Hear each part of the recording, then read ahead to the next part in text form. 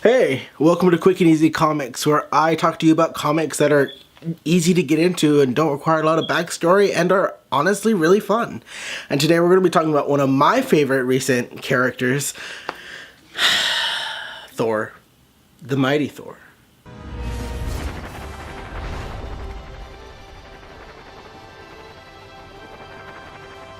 You know what they say, Beyonder. Whoever is worthy will possess the power of Thor!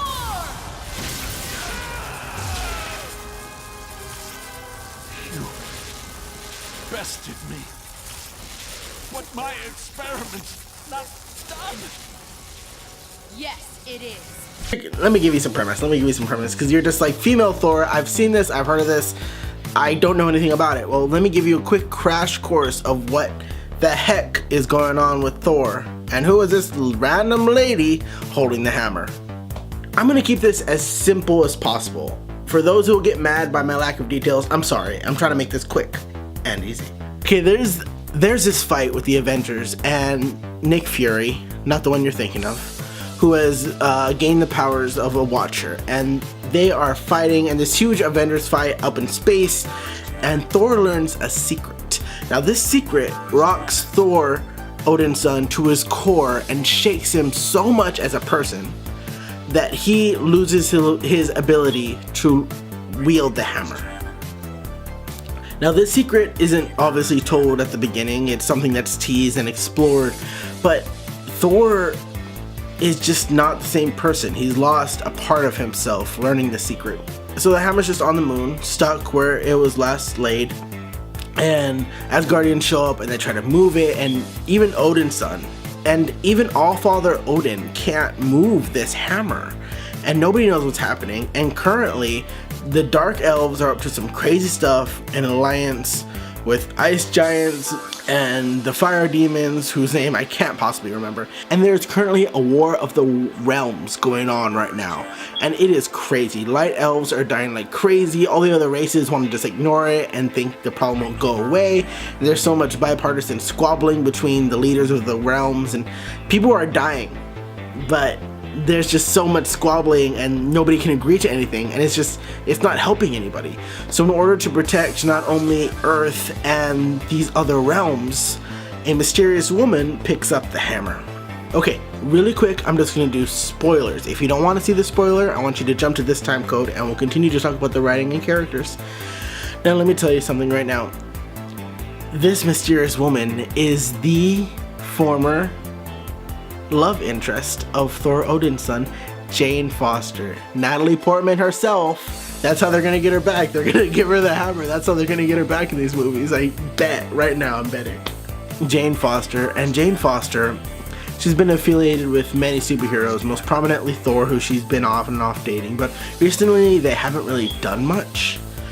You explore in this comic the idea of a woman who's taking up a mantle and power, not because she seeks it, but simply because it's something she feels that she needs to do. And she grows comfortable and she grows powerful in her position. And a lot of times with the comic, people try to challenge that.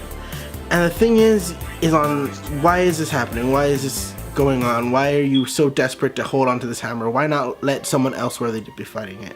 Well, no one else is worthy. And the thing is, Jane is dying. Jane Foster, at the beginning of this run, is diagnosed with cancer. This medical professional who's worked her entire life to help others now has this terrible thing inside her that's just not helping the situation at all. And the thing is, every time she takes chemo, when she holds the hammer to fight evil, the hammer purifies her body and brings her to this peak physical state. So whenever that happens and she picks up the hammer, the chemo is gone from her body. So literally anytime she goes for treatment and the hammer comes seeks her because there's being a bloodbath in the light elf realm, she has to rid herself of the chemo in order to go help people. And it's just a testament to the character of Jane Foster and how hard she has worked for not only herself and others. And you can very much label a character as just, oh hey, she cares. She's a doctor, she cares. But when you have something like this and you show as well as telling, it really just brings out the powerful nature of this character and how good her heart is. Because Jane Foster picks up the hammer so many times and falls so many times, and people have told her near the latter part of the series that she needs to stop it, let somebody else handle it. Thor has an axe. Thor Odin's son is still out there working. You need to stop holding this hammer because you need to recover. And this isn't hubris. This is Jane with the real knowledge that with this hammer she can make a real difference. And even though it's to her detriment, she still picks it up and fights for what she believes in.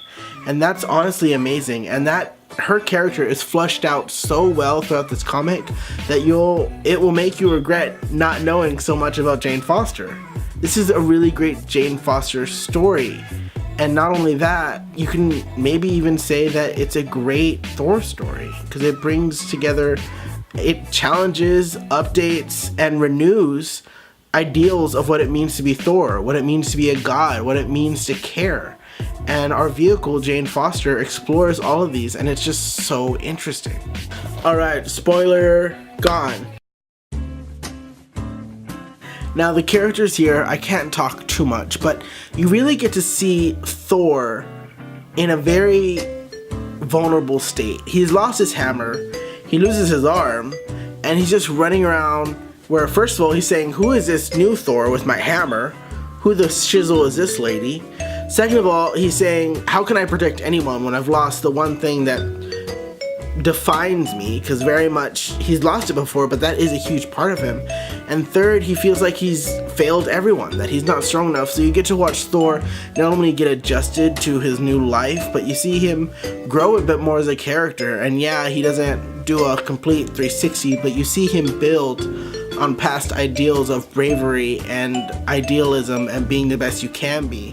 So even though yes, he lost an important part of himself, you get to see him rebuild it and strengthen it even more. And that's just so cool when you see a character that's been around forever that can still grow and build like that. It's just great. So many different characters and how they react to this new Thor and how they're reacting to the current war. And you get to push them and see, and you go left and then you go right and you say, where are they going, where are they going? And it's just so interesting that it captivates you. Now speaking of that, let's just dive really quickly into the art and the story. Jason Aaron and Russell Dauterman have worked so well together. Mr. Russell has a really strong style that really brings these imposing, beautiful figures, and it's really great because you get to see these characters that are like beefy or big or different body shapes, and they're very much defined and they're very much fulled out. Well, then when you look at the coloring and the detailing, that they're these vibrant characters, so you get to mix this strong, crisp art style with this beautiful amalgam of color, and it just works so well. And not only that, that's coupled with Jason Aaron's storytelling, who is my favorite Thor writer. Jason Aaron has been kicking it out of the park. I love the Jasons.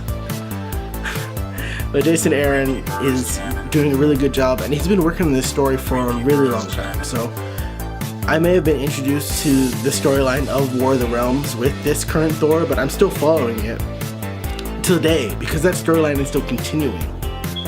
So it's just, I can't speak too much on the writing and art because I really want you to see it for yourselves. So I just want to say that I think you should just check it out on Tumblr, check it wherever you can, and just explore the concepts, because the world is really well fleshed out. If you know nothing about Thor, they do a pretty decent job of introducing you to it, and they add bits and pieces here, and you may be lost once or twice, but if you continuously keep up with the book and you keep reading it, it will really help build that world. And if there's one thing Jason Aaron's really great at, it's world building and keeping with continuity. So if you're a stickler for that, then there you go. So if you would like to see more of these people's work, I'll put their links in the description down below, as well as links to where you can check out these series and where you could possibly purchase it. So that's it.